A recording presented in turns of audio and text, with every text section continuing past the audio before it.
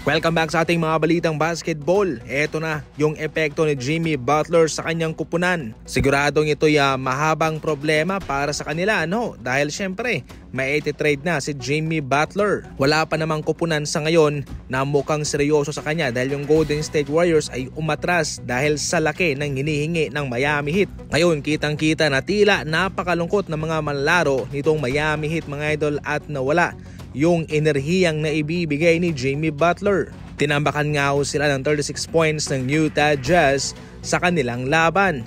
Mas mabuti pa nga nung nagkakaroon lang ng 9 points si Jimmy Butler, at least aktibo sila, no? Pero ngayon na sinospende sa Jimmy Butler, humina itong Miami Heat at naging matamlay. Ngayon pagsubok to para sa Miami Heat, mga idol, dahil siguradong wala rin namang makakapalit sa enerhiya ni Jimmy Butler kung sakaling ito'y may trade na sa ibang kupunan.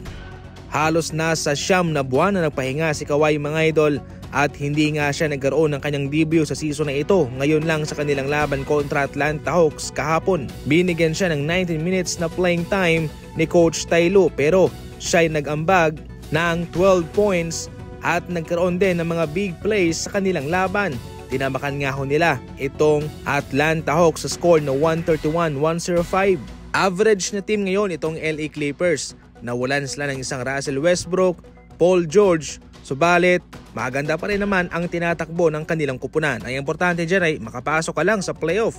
Ang importante ngayon para sa Clippers, meron silang isang option para sa opensa at mag-i-improve pa yung kanilang depensa sa pagbabalik ni Kawhi.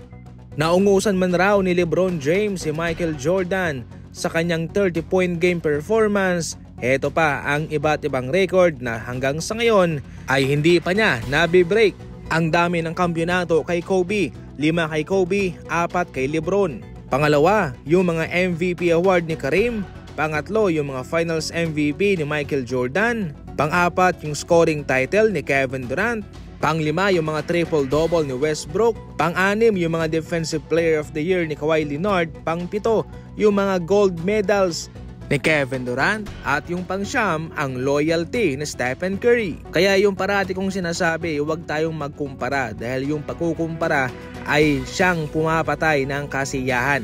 Definitely hindi ako hater ni LeBron James. Sinasabi ko lang kung ano yung totoo. Imbes na magkumpara, magbilang ng mga record, dapat na mag-focus tayo kung ano siya bilang isang manlalaro. Hindi man yan mapapantayan ni LeBron o kanyang mauungusan, ang mahalaga ay kung ano siya at kung gaano siya kagaling bilang isang manlalaro. Kung hindi man siya loyal katulad ni Stephen Curry na lumilipat siya ng ibang kupunan, sa Stephen Curry iisang team lang. Kung hindi man niya maungusan si Kevin Durant sa mga gold medals o si Michael Jordan sa kanyang mga scoring title o sa mga finals MVP, ay okay lang yan. Ang mahalaga ay marunong tayong tumanggap, marunong tayong makontento.